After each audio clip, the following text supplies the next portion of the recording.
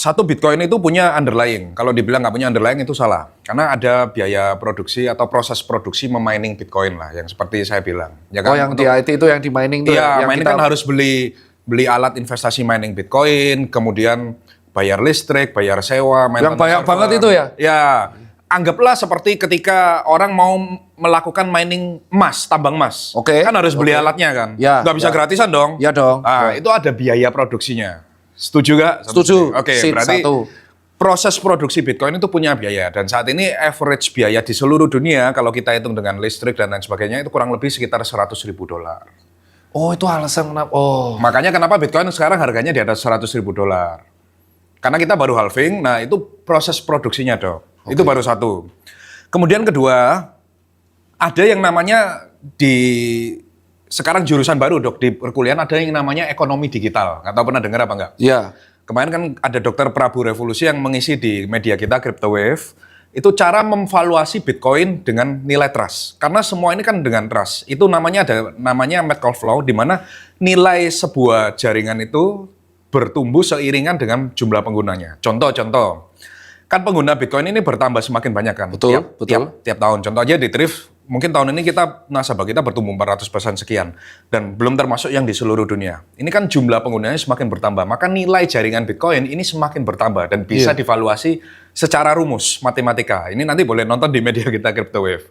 Nah, kemudian ketiga yang dibilang nggak ada underlying-nya itu salah. Karena di ekonomi digital, kita ketika melakukan pendekatan terhadap sesuatu, kita nggak boleh pakai mindset tradisional. Oke. Saya kasih sebuah contoh, Dok.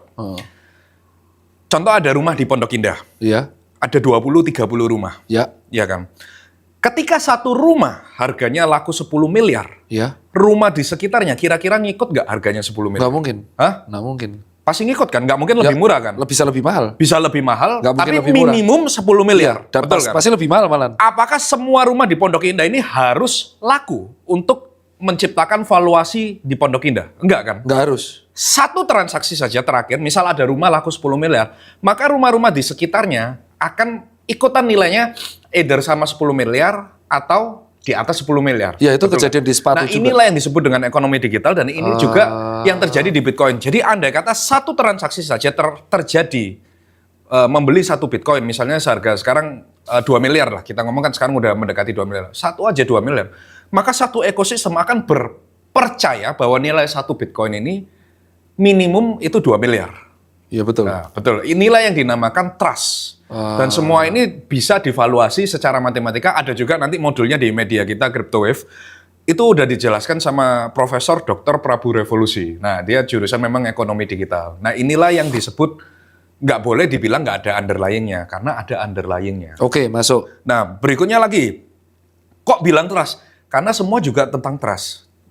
Kalau dibilang kita nggak boleh menghitung trust, itu salah. Karena seperti tadi contoh di Pondok Indah, kita ambil contoh paling gampang. Kenapa orang pilih Pondok Indah? Karena orang trust bahwa memang area di Pondok Indah ini nilai rumahnya harus lebih tinggi daripada rumah di area lain. Kenapa? Karena orang percaya dengan Pondok Indah. Iya. Betul nggak? Betul. Nah, itulah kenapa trust itu bisa divaluasi secara matematika. Oke, aku lanjut lagi. Aku pernah baca sebuah artikel, Bitcoin itu sangat erat kaitannya dengan IT dan matematika. Betul.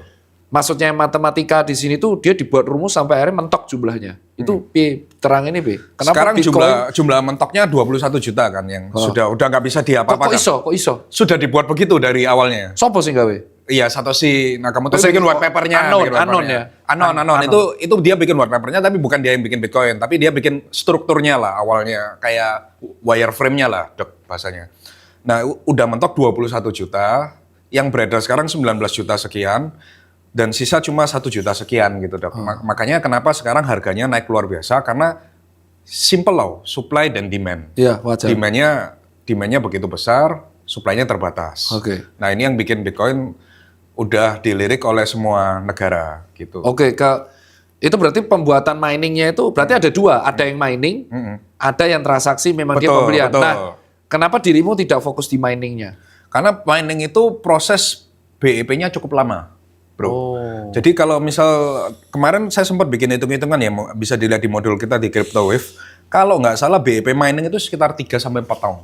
Dan memang ada yang mining beneran? Ada mining beneran, dan Ini juga makanya kenapa Bitcoin nggak boleh dibilang nggak ada underlying-nya. Selain Bitcoin, ada juga ekosistem di sekitaran Bitcoin kan seperti Thrift, kemudian teman kita Timothy kan punya juga kelas kripto, influencer Sama kripto. kayak Binance kan? Yes, Thrift juga.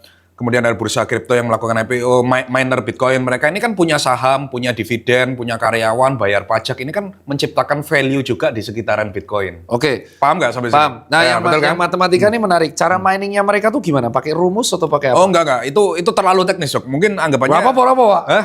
Penonton kita secara disimpelkan aja. Benar, Karena disimpelkan ya. simpelkan Very cara simple, istilahnya dia memecahkan problem matematika untuk mendapatkan hadiah rewardnya berupa Bitcoin. Nah, itu namanya alat mining itu tugasnya seperti itu apa? Untuk mengamankan jaringan Bitcoin. Oke. Kalau dihitung kemarin kalau nggak salah sekitar powernya itu berapa exahash setara 20 reaktor nuklir. Edan. Untuk mengamankan jaringan Bitcoin. Makanya inilah yang disebut dengan trust atau kepercayaan. Nah, ini nggak boleh dibilang nggak ada underlying-nya. Makanya kenapa salah satu orang traditional finance ketika mereka masuk ke Bitcoin, susahnya mereka memahami ini. Karena mereka bilang nggak ada underlying-nya. Padahal